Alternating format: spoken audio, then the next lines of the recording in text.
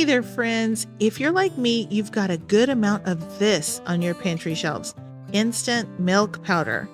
And we know that we can use it as a milk substitute in a pinch, and we can use it in other recipes that call for some dairy. But what else can we do with it? Today's video is a compilation of 5 recipes that feature instant milk powder as a main ingredient. Now, if you are interested in getting the written recipes for these videos, there's just not enough room for me to write all of the recipes down in this description box. So what I do is I link to the original videos, and that's where you can find those recipes. First, I've got a recipe for some fresh farmer's cheese. Y'all, this is a fantastic way to use your instant milk. Turn it into cheese. It's probably way easier than you think. Next, I'll show you how to make sweetened condensed milk. And I've got a delicious drink to make with that sweetened condensed milk. It's called horchata. It's light and refreshing, and the sweetened condensed milk is so good in there.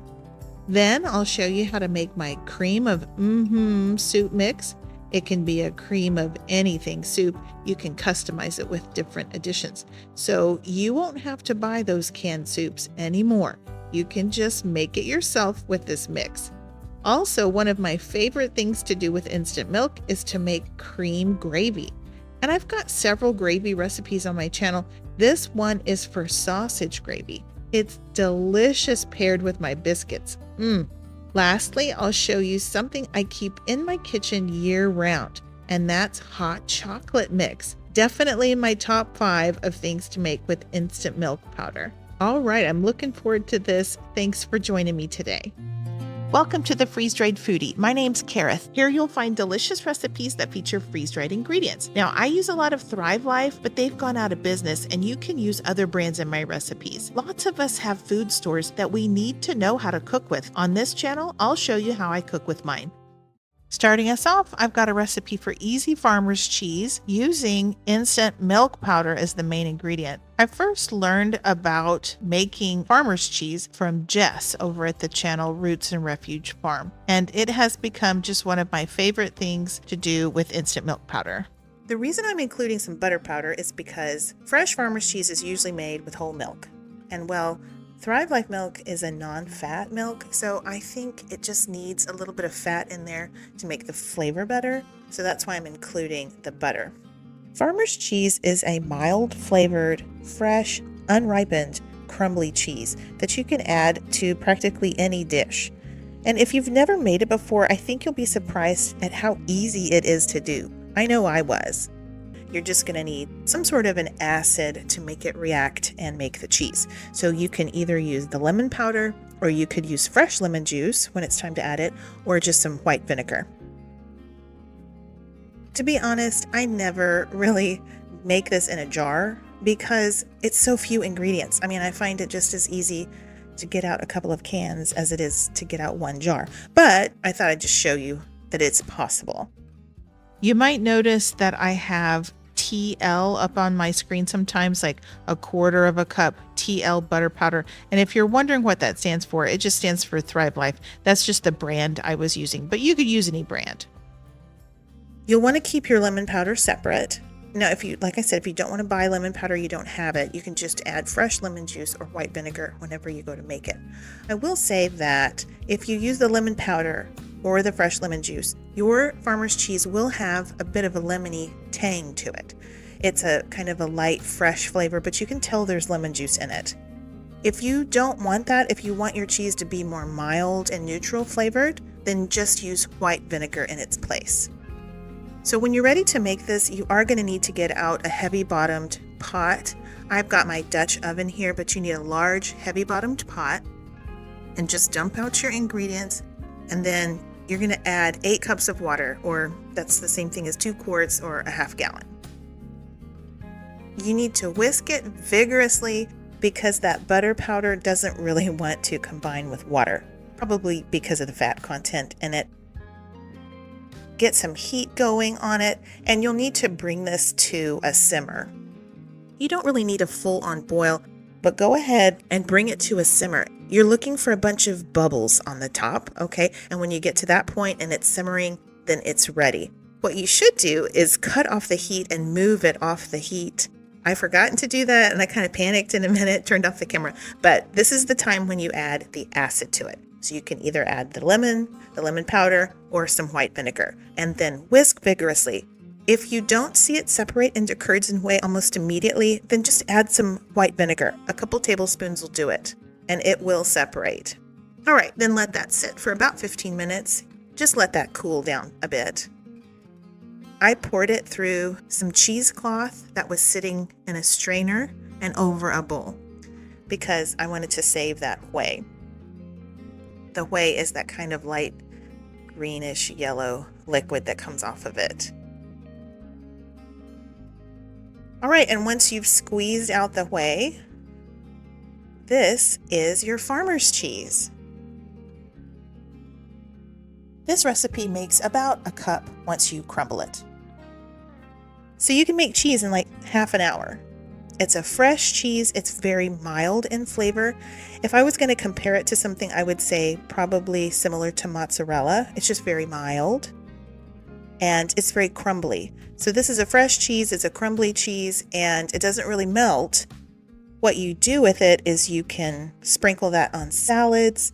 You could put it on top of eggs. I sprinkle that over enchiladas and Tex-Mex cooking. You can stuff pasta shells with it. It's so very versatile and it's just delicious. I like to put a little bit of salt in it, and sometimes I'll chop up some fresh chives. You could also stir in some cream, and this could sub for a ricotta or a cottage cheese. I've seen people stuff pierogies with this.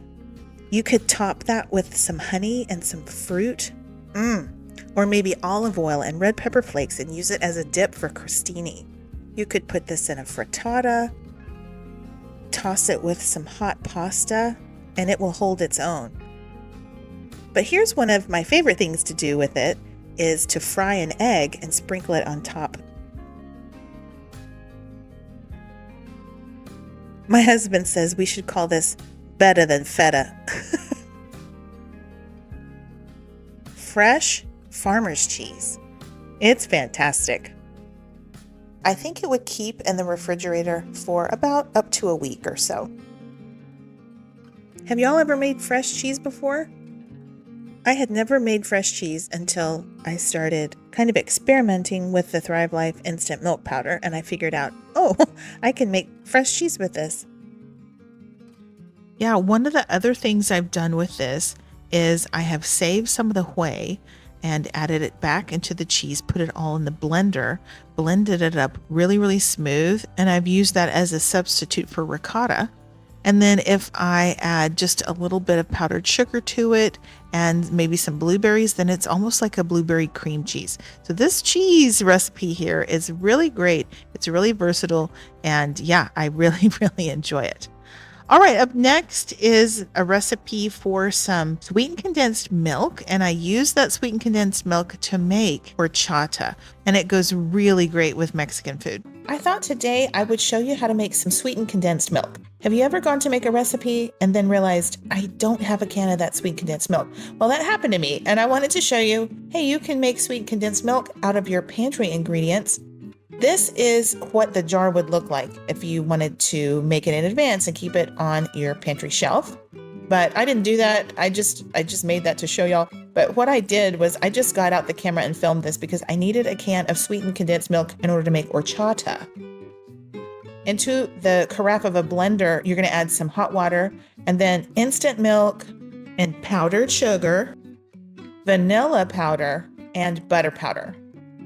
And then you're going to blend this up really well, like for maybe a minute. Make sure it's completely blended, and then you will have sweet condensed milk at that point. Now, this is a very similar recipe to my coffee creamer. The proportions are a little bit different and the thickness is different, the amount of liquid and whatnot. But that right there is sweet condensed milk. Now, you can either use it immediately or you can refrigerate it and it will continue to thicken up in the fridge. But let me show you what I really wanted to show you, which is how to make horchata.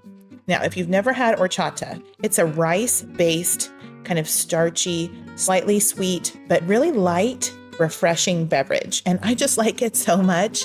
There are restaurants all around me that serve horchata. So you would get out a pint-sized jar, and in it, you will put the Thrivalist instant rice, all of this cream and milk and vanilla and cinnamon. And the cool thing about this recipe is it only takes about half an hour to make it, whereas traditional horchata will take you overnight because you have to soak the rice overnight in order for it to soften, and it just takes a long time to make. The instant rice from Thrive really comes in handy here because it will give you the same delicious horchata, but in like a fraction of the time. So when you're ready to make it, you'll just need to put some water in the carafe of a blender. Now, I wasn't thinking, I got out my blender cup. Do not use a blender cup.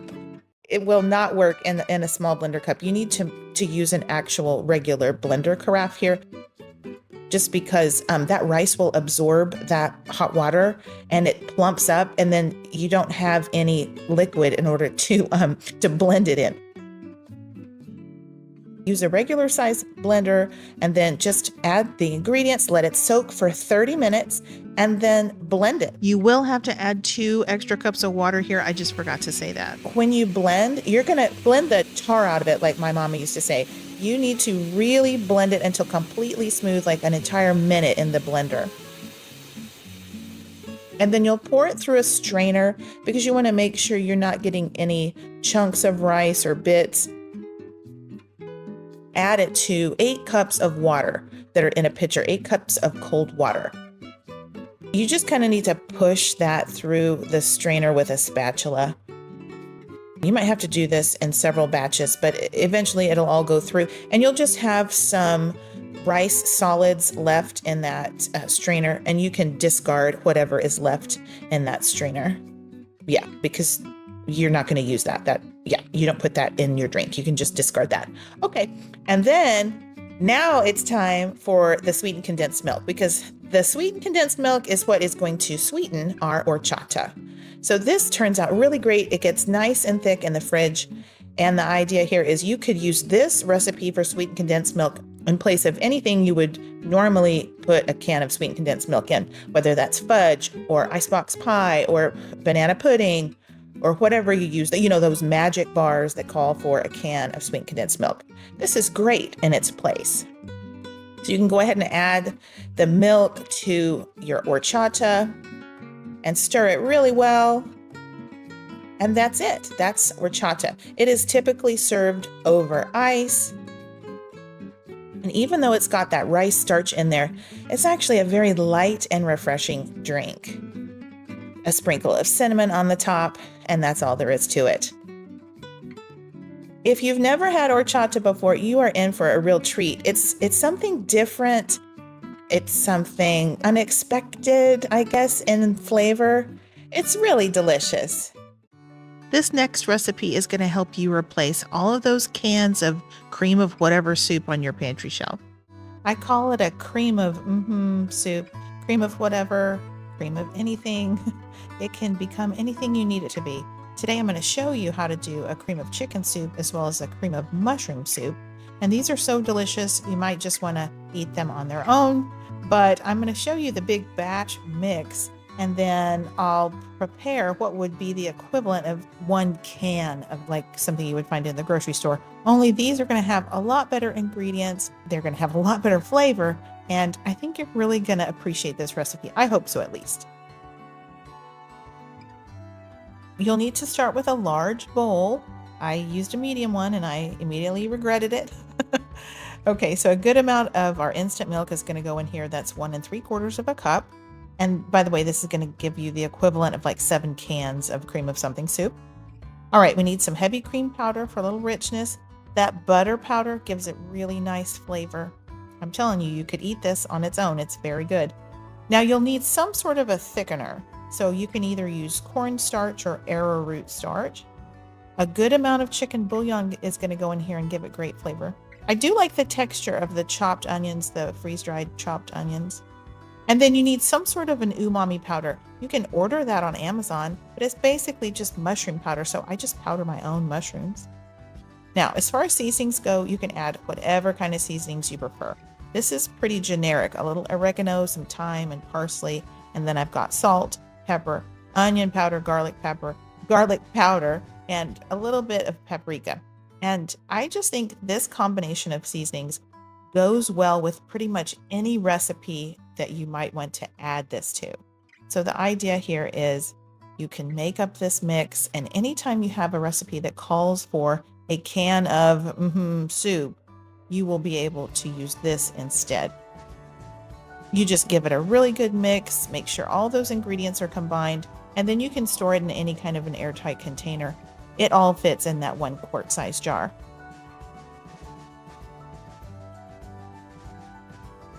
So here is our mix, and you can store that on your pantry shelf. And I love having this mix on hand, just ready and waiting for any time I might need it. And whenever you need a can of this soup, it's very easy to prepare, really quick to do. So get out a pot for your stovetop, and this is the base recipe.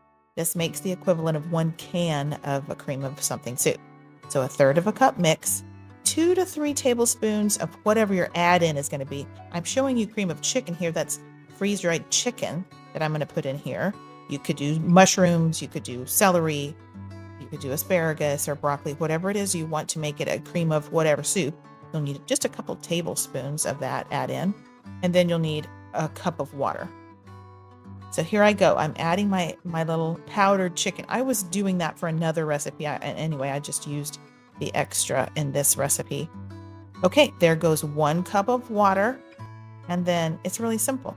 You bring it to a boil over about medium-high heat, something like that. Just bring it to a boil. Once you've reached a boil, you can turn down your heat to about a medium-low, and you need to whisk and cook for like 2 minutes, and that's it. Then it's ready. It will have thickened up at that point in time, and it will be ready to use in whatever recipe you want to use it in. So I'm going to make a different version. This one is going to be cream of mushroom. It's my favorite. And I just went to the bottom of my mushroom can, and I got kind of the powdery bits at the bottom, the small bits. If you like larger bits, put that in there. But just 2 or 3 tablespoons of whatever you're going to put in. And then 1 cup of water. Again, just showing you the same recipe, but for the cream of mushroom. Stir it, bring it to a boil, and then whisk for a couple of minutes as it thickens and as it cooks. And that's all there is to it. It's the whole process is less than 5 minutes, and you'll have a cream of soup that tastes way better than anything you could ever buy at the grocery store. So I just refrigerated both of those in those little ramekins, and I wanted to show you. That's the cream of chicken. You can see the little bitty bits of chicken in there. And this is the cream of mushroom. They get really a lot thicker and kind of, I don't know, gelatinous, kind of like the ones from the can will get, but they're so delicious. I'm going to show you my 1-minute lunch. I call it my 1-minute lunch because it takes like 1 minute to put it together. That's just maybe 1/4 cup of our freeze-dried broccoli. And I just put some hot water in it. I heated some water in a mug in the microwave. And that will be refreshed in like 1 minute. So yeah, that's easy. This is just some chicken that I was refreshing for another recipe I'm testing. Those are our chicken slices, but you could use rotisserie chicken or leftover grilled chicken from last night, whatever you have that's cooked chicken. And then here's that instant rice, that shelf-stable rice. And I'm going to add some of my cream of mushroom soup to it. I added a little bit at the beginning. I end up adding the rest of it because I really love this soup, y'all. It's so good. And, okay, now in goes the broccoli that I had refreshed. And I'm just going to add some grated cheese. That is Colby Jack that I had in my fridge. And you just stir this up. This is like the cheater, easiest version of chicken broccoli rice casserole that you've ever done. But y'all, it's so good. There I go, adding the rest of that cream of mushroom just because it's so tasty and I like it pretty saucy. All I'm going to do there is get it really nice and mixed, and then add some more cheese to the top of it, and then toss that in the microwave. I microwaved that for 1.5 minutes, and then my lunch was ready. It's so fast and it's so delicious. Moving right along, this next recipe is for a sausage gravy mix. If you leave out the sausage here, this would just be a cream gravy mix, which you could put on chicken fried steak or mashed potatoes. And it's also a great use for this instant milk. It's so good in here. All right, so this sausage gravy mix is from my first cookbook. I got made fun of online because of the lack of sausage that I actually put into this mix. So y'all feel free to double the amount of sausage, okay? I've got 2 cups of flour and I'm putting in 2 cups of sausage, but that's really not very much sausage. So if y'all want more sausage, just feel free to double that amount. Now this is how I like my gravy seasoned, is with salt, pepper, red pepper flakes, and cayenne pepper. The sausage I'm putting in, although it's full of flavor, it is not at all spicy. And my husband and I both like a spicy sausage. And yeah, this is great sausage. It's just, there's no spice to it. As far as heat spice, there's flavor spice, but there's not heat spice. So that's why I put some cayenne and some red pepper flakes. And I did put that in the blender and pulsed it a couple of times just because I like to break up a few of those pieces of sausage. If not, they're just all in this uniform nugget shape. And I like some variation. So I put in the blender, but that's optional. So if you use just the 2 cups of sausage, this will fit into a quart-sized jar. So that's what you see right there. But if you like more sausage in your sausage gravy, then you'll have to bump up to like a half gallon if you do the recipe as it's written in the description box below. I developed this recipe a couple years ago, and it's actually in my first cookbook. Whenever you're ready to make this, you'll need to get out a skillet and put it on medium heat. Melt some sort of fat. Now I use butter. You could use bacon grease. You can use whatever kind of oil you like, however you like to make your gravy. And you're going to make a roux, and you'll need to have a whisk out. And you definitely want to brown your roux a little bit because raw flour does not taste good, but toasted flour tastes amazing. So toast that flour and then add the water. So this is really a just add water mix. I mean, once you've melted your fat, you just add water after that.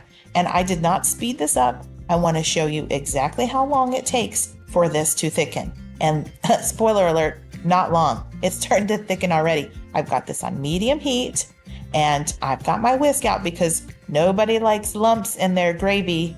Y'all whisk, whisk, whisk. No lumps in your gravy. But look how fast it is already thickened up. Isn't that great? This instant gravy mix is so wonderful. It tastes perfect. I don't think you'll have to adjust the seasonings at all. I mean, you can if you like your sausage gravy to taste different. You feel free to do that, but it's good as written. It's just so convenient to keep on hand. Now, if you want it a little bit creamier, you can add some half and half or some heavy whipping cream. That's what I did here, but you don't have to.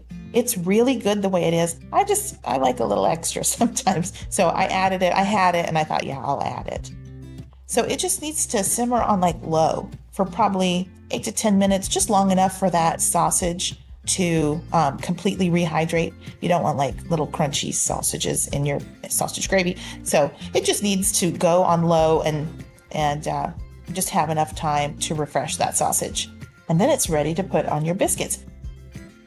I ended up using about a half a cup of mix and probably maybe 3 tablespoons of butter. So that was enough gravy for 2 people. So for 4 biscuits, you could make as little or as much as you need.